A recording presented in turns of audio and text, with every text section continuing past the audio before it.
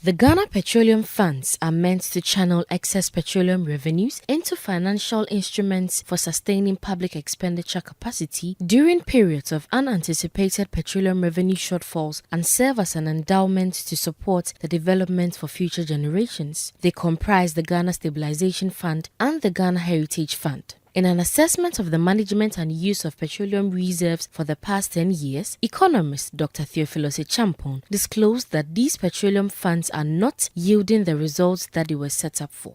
According to him, this is because they are being used for other purposes such as payments of debts. He was speaking during a public lecture organized by the Public Interest and Accountability Committee, PIAC. When we look at the year-on-year inflows on all of that, especially with the stabilization, we put the money in, we withdraw, we lower the cap, and we've never been able to build up the buffers within the stabilization fund.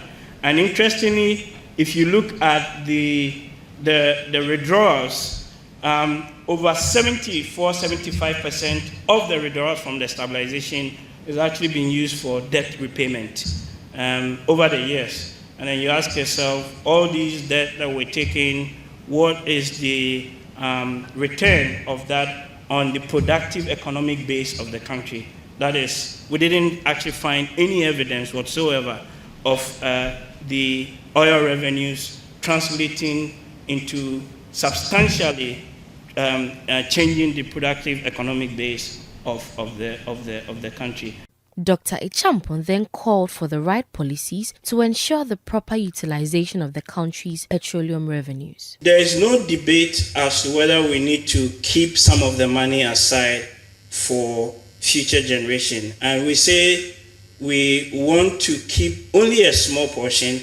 The debate really has been on the quality of the investments that we're making with those monies, where in the 10 years, you can see the returns from, for example, the Heritage Fund is like 1%, whereas returns from the stock market, etc., are averaging 15-20%.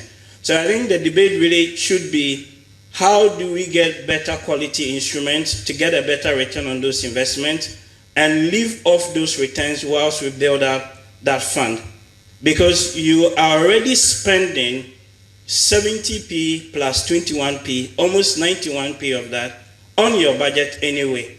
And then, of course, we are also going to borrow. And then even when we borrow, we have big question marks on the quality of the investments that we're making with those funds. My position is on this is that we keep the Heritage Fund as is, but let's change the quality of the investment instruments so that we can get better returns on it. And this needn't necessarily be keeping money in the US Treasury, like buying Treasury bonds. We can actually invest locally, but find a way of ring fencing them so that the politicians don't end up taking that same money. By the time we realize we'll be here 10, 15 years and there'll be nothing to write home, about.